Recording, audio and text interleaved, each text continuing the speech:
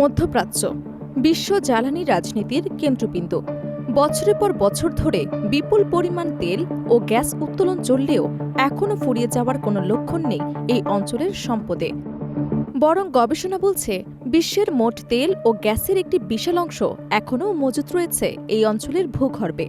প্রশ্ন উঠছে, কেন বিশ্বের অন্যান্য অঞ্চলের তুলনায় মধ্যপ্রাচ্যে এত বেশি জ্বালানি সম্পদে সমৃদ্ধ? এর উত্তর লুকিয়ে আছে লাখ লাখ বছরের ভূতাত্ত্বিক ইতিহাসে। বিশেষজ্ঞদের মতে পৃথিবীর মোট ভূভাগের মাত্র ৩% এলাকার নিচে রয়েছে বিশ্বের প্রায় অর্ধেক তেলের মজুদ এবং প্রায় ৪০% প্রাকৃতিক গ্যাস। এই বিপুল সম্পদের বড় অংশই কেন্দ্রীভূত মধ্যপ্রাচ্যে, বিশেষ করে পারস্য উপসাগরীয় অঞ্চলে। ফলে স্বাভাবিকভাবেই এই অঞ্চলটি পরিণত হয়েছে বিশ্বের জ্বালানি শক্তির কেন্দ্র হিসেবে। মধ্যপ্রাচ্যের এই সমৃদ্ধির অন্যতম প্রধান কারণ এর ভূতাত্ত্বিক গঠন। প্রায় ৩.৫ কোটি বছর ধরে আরবীয় প্লেট এবং ইউরেশীয় প্লেটের সংঘর্ষের ফলে এখানে গড়ে উঠেছে জটিল এবং শক্তিশালী ভূপ্রকৃতি। এর দীর্ঘমেয়াদী ভূতাত্ত্বিক প্রক্রিয়ার ফলে ভূগর্ভে তৈরি হয়েছে বিশাল গম্বুজাকৃতির কাঠামো, যা তেল ও গ্যাস জমা হওয়ার জন্য আদর্শ পরিবেশ তৈরি করেছে। এই ধরনের কাঠামোকে ভূতত্ত্ববিদরা অ্যান্টিক্লাইন ট্র্যাপ হিসেবে চিহ্নিত করেন, যেখানে হাইড্রোকার্বন সহজে আটকে থাকে। এছাড়া জাগ্রস পর্বতমালার ভাঁজ ও ফাটলযুক্ত শিলা স্তরও গুরুত্বপূর্ণ ভূমিকা পালন করছে। এই শিলাগুলো প্রাকৃতিক ফাঁদের মতো কাজ করে, যার ভেতরে তেল এবং গ্যাস আটকে থাকে এবং দীর্ঘ সময় ধরে সংরক্ষিত থাকে।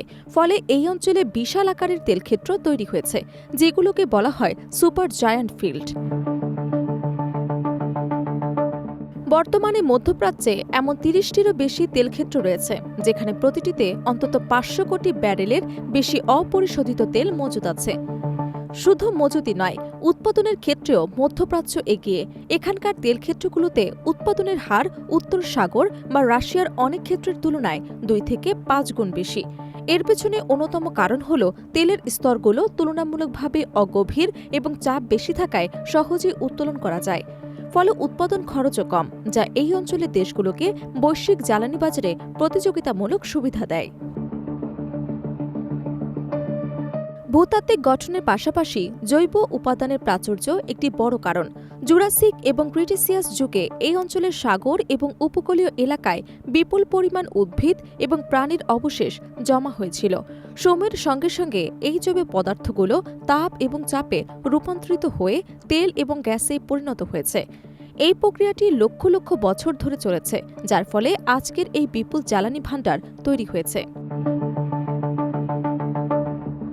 বিশ্বের অন্যতম বৃহৎ গ্যাস ক্ষেত্র সাউথ পার্স নর্থ ডোম এই অঞ্চলেরই অংশ, যা ইরান এবং কাতারের মধ্যে বিস্তৃত। এই ক্ষেত্রটি একাই বিশ্বের প্রাকৃতিক গ্যাসের একটি বড় অংশ ধারণ করে। এছাড়া চুনাপাথরের বিশেষ গঠন প্রাকৃতিক ফাটল তেল ও গ্যাস উত্তোলনকে আরও সহজ করে তুলেছে।